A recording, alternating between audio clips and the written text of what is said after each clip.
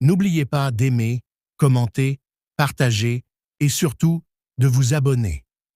Les mois devinrent des années, et Gagnoa changea autour d'Élise, comme si le temps lui-même voulait effacer son existence.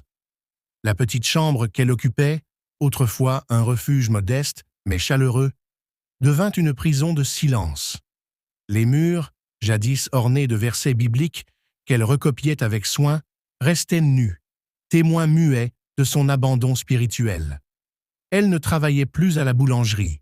Ses mains, autrefois habiles à pétrir le pain, tremblaient trop pour être utiles. Les villageois la croisaient parfois, voûtés, les yeux baissés, une silhouette fantomatique qu'on remarquait à peine. On murmurait qu'elle avait perdu la tête ou qu'elle portait la malédiction de son propre orgueil.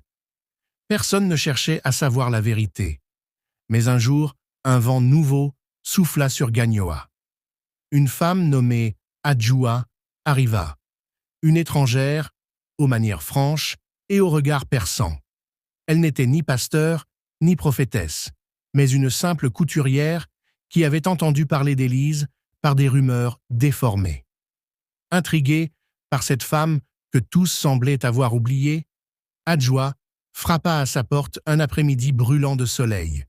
Élise, méfiante, entr'ouvrit à peine, son visage émacié, encadré par des cheveux ternes.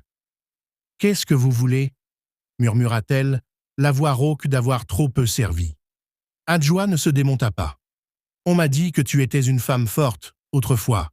Je veux voir ce qu'il en reste. » Ces mots, directs et sans pitié, réveillèrent quelque chose en Élise. Une étincelle de colère, peut-être, ou de défi. Elle la laissa entrer, plus par lassitude que par envie. Pendant des heures, Adjoua écouta son histoire, sans interrompre, sans juger. Quand Élise finit, les larmes coulant malgré elle, Adjoua posa une main ferme sur son épaule. « Tu as porté son fardeau, mais il n'a jamais porté le tien. Et Dieu, s'il t'a laissé tomber, c'est peut-être pour que tu te relèves seul. » Ces paroles, dures mais étrangement libératrices, plantèrent une graine dans l'âme desséchée d'Élise.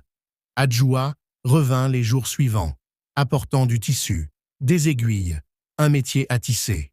« Tu ne prieras peut-être plus, mais tes mains peuvent encore créer, » disait-elle.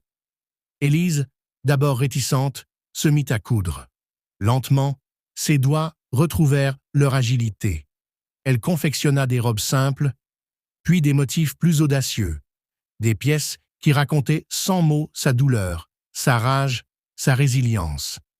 Adjoua les vendit au marché, et bientôt, on parla des vêtements d'Élise, des créations qui touchaient ceux qui les portaient, comme imprégnés d'une histoire qu'ils ne pouvaient nommer.